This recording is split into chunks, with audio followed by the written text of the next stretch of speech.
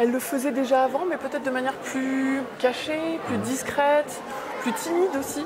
Et puis là, c'est bien d'avoir des nouveaux rôles modèles, des femmes qui se lancent, qui osent inspirer d'autres femmes.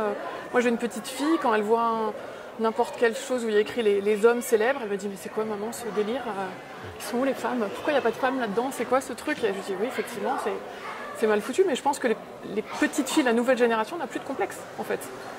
Les femmes sont l'équivalent des hommes dans un nombre de domaines incalculables. Alors, même s'il reste encore quelques barrières mentales, comme l'explique Marion Poitvin dans le documentaire qui lui est consacré, eh ben, il est peut-être temps que les femmes osent, en fait, être, tout simplement. Marion, elle a été à l'armée, elle est guide, donc il y a peu de guides de montagne. Elle a été à l'armée dans le groupe d'élite de l'armée, donc la seule femme au milieu de l'homme. Et après, elle a été. Et là, le film, on la filme, elle est CRS de montagne, donc c'est la première femme CRS de montagne en France.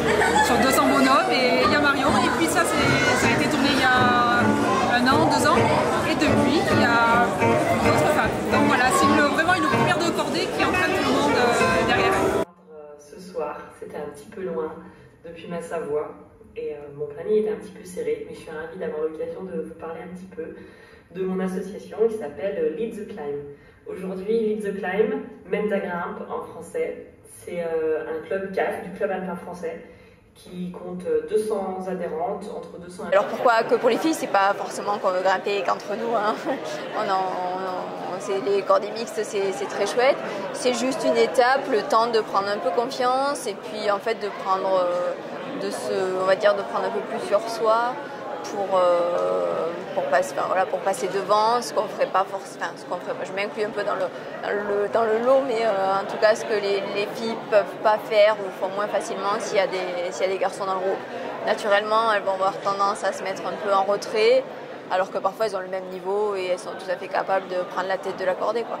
Alors pour ma part, je fais du canoë slalom en compétition et je suis un grand fan de kitesurf depuis de nombreuses années.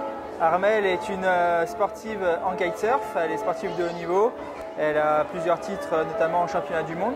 Et on a voulu créer un défi d'aller faire ce sport-là le plus haut possible. Et on s'est rendu compte justement que les lacs les plus hauts qu'on rencontrait, c'était des lacs qui justement étaient présents grâce malheureusement au recul de ces glaciers.